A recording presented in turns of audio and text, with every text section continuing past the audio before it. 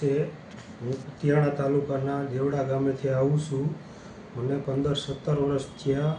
માનસિક રીતે મન નબળું એવું બીમારી હતી. એને હિસાબે હું સાહેબને મળેલો છું અહીંયા કાલની તારીખમાં, અને મને કાલનો દાખલ કરેલ હતો. મારું રિઝલ્ટ આજે 50% જેવું સારું છે. એનો ખૂબ ખૂબ સાહેબનો આભાર. 15 વર્ષથી જે તકલીફ હતી એની વિગત આપો. 15 વર્ષમાં મને માથામાંથી, કાનમાંથી, નાકમાંથી, આંખોમાંથી બળતરા થવી, માથામાં બળતરા થવી, કાનમાંથી તમરા બોલવા, આખું શરીરમાં થાક લાગવો, ખાલી ચડી જવી, ઘણા એવા તો અસંખ્ય પ્રોબ્લેમો હતા. થોડીક વધારે વિગત આપો તો ખ્યાલ આવે. કેટલું બધું થતું હતું? કાલે તો ઘણું બધું કીધું હતું. હા સાહેબ,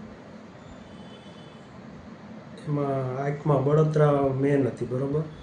માથામાં બળતરા થતી, કાનમાં તમરા બોલતા, ખાલી ચડી જાય, પછી હૃદય ઉપર ધબકારા વધી જાય, ગભરામણ થાય, પેટમાં કબજિયાત રહી જોરદાર, અને થાક જોરદાર લાગતો છે. દવાઓ કઈ કઈ લીધી, કેટલી લીધી? 15-17 વર્ષમાં કેટલા દવાખાના ફેરવેલા છે. કાલ તો ઘણું બધું કીધું. તો કેટલા દવાખાને ગયા? દવાખાનાનો કોઈ પાડ જ નથી છે 15 વર્ષની અંદર. રિપોર્ટ ને બધું બધા નોર્મલ કરાવેલ, બધા નોર્મલ આવેલ. અહીંયા શું શું સારવાર આપી એ કયો?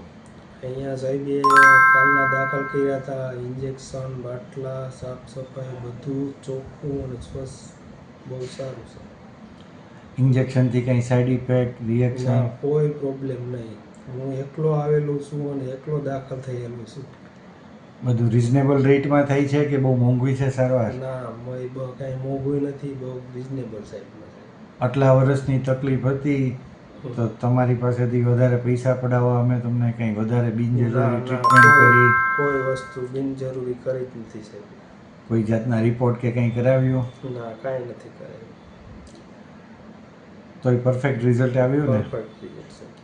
સ્ટાફ આવી જાય છે ટાઈમસર? ટાઈમસર આવી જાય છે, ઇન્જેક્શન આપી જાય છે, બાટલા આપી જાય છે.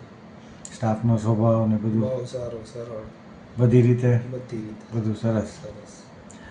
હવે છેલ્લે તમારા જેવી તકલીફવાળા કોઈ દર્દી હોય અને અહીંયા બતાવવા માંગતા હોય તો એના માટે કંઈ વ્યવસ્થિત સંદેશ આપો. હા, મારા જેવી કોઈને પણ તકલીફ હોય તો મનોશાંતિ હોસ્પિટલમાં સાહેબ નચિકેતભાઈ મહેતાને અવશ્ય સંપર્ક કરવો. ખુશ ને? ખુશ.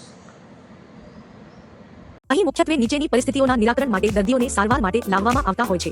દર્દીને અત્યંત ઓછી દવાઓથી તાત્કાલિક રિઝલ્ટ જોઈતું હોય ત્યારે, લાંબા સમયથી ચાલુ હોય તેવી દવાઓ કાયમી ધોરણે બંધ કરવાની ઈચ્છા હોય ત્યારે, ફક્ત ટીકડીઓ ખાવાની બદલે કાઉન્સેલિંગ પદ્ધતિથી પણ રિઝલ્ટની અપેક્ષા હોય ત્યારે, લાંબા સમય સુધી પણ દવાઓ ખાવાથી દર્દીની અપેક્ષા મુજબનું રિઝલ્ટ ના મળતું હોય ત્યારે, દર્દી હિંસક અથવા આક્રમક બનીને તોડફોડ અથવા અન્ય નુકસાન કરે ત્યારે.